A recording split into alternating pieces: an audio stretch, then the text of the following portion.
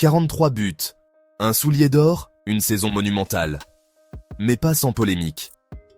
Kylian Mbappé vient de boucler sa première année au Real Madrid, et le moins qu'on puisse dire, c'est que l'ascenseur émotionnel a été total. Le crack français, aujourd'hui âgé de 26 ans, débarquait dans la capitale espagnole avec une pression immense sur les épaules. Mais a-t-il vraiment répondu aux attentes ? Sur le papier, les chiffres parlent d'eux-mêmes.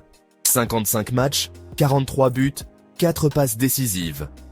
Meilleur buteur de Liga, soulier d'or européen, élu joueur de la saison du Real Madrid, un bilan individuel stratosphérique. Pourtant, derrière les projecteurs et les trophées, le parcours n'a pas été aussi linéaire qu'il y paraît. Dans une interview exclusive au journal Marca, Mbappé s'est exprimé avec sincérité. Il confie s'être senti rapidement bien intégré, mais ne cache pas les difficultés du début. Nouvelle culture, nouveau vestiaire. Malgré cela, il affirme aujourd'hui se sentir très bien dans le club, dans l'équipe, dans la ville et dans le pays. Une déclaration pleine de confiance, à l'image de son attitude sur le terrain.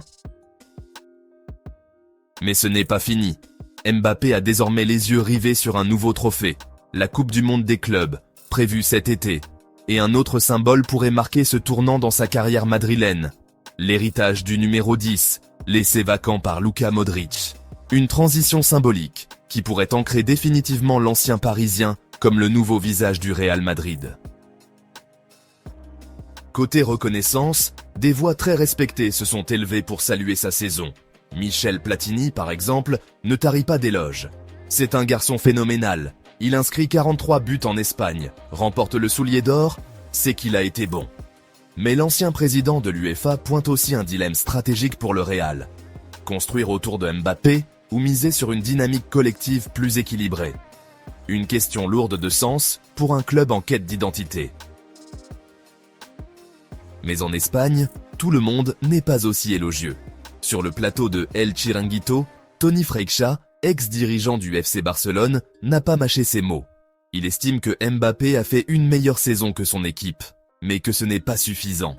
Si le meilleur joueur du monde rejoint une équipe censée tout gagner et qu'au final ce n'est pas le cas, alors il y a un problème. Et il ne s'est pas arrêté là. Selon lui, les statistiques de Mbappé sont truquées. Trop de pénaltys, une suspension jugée trop légère après un tacle controversé. Des accusations qui viennent jeter un froid sur un bilan pourtant remarquable. Une chose est sûre, Mbappé divise. Entre admiration et critiques acerbes, il est au cœur de tous les débats à Madrid. Et si sa première saison est déjà gravée dans les livres d'histoire, la suite, elle, s'annonce encore plus explosive.